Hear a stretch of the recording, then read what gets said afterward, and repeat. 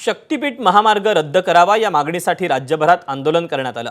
कोल्हापूर, सांगली, परभणी आणि बीडमध्ये शेतकऱ्यांनी आंदोलन केलं। शक्तीपीठ महामार्गासाठी सक्तीने सुरू असलेली मोजणी थांबवण्यात यावी अशी मागणी या आंदोलनाच्या दरम्यान करण्यात आली।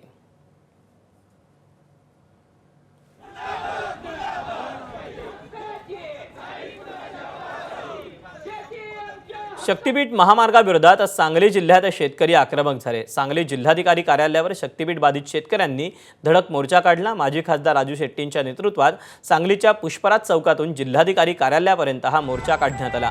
या मोर्चामध्ये शक्तीपीठ बाधित शेतकरी त्यांच्या कुटुंबासह बैलगाडी घेऊन सहभागी झाले होते।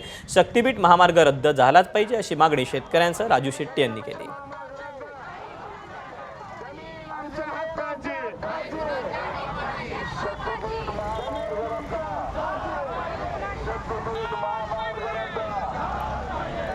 परभणीत शक्तीपीठ महामार्गाच्या विरोधात रास्ता रोको आंदोलन करण्यात आलं। ठाकरेंची शिवसेना, स्वाभिमानी शेतकरी संघटना, काँग्रेस, प्रहार किसान सभा या आंदोलनात सहभागी झाल्या होत्या।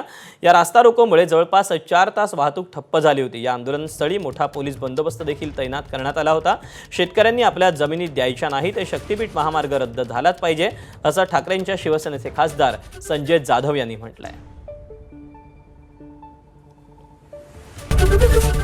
एबीपी माझा, उघडा डोळे बघा नीट।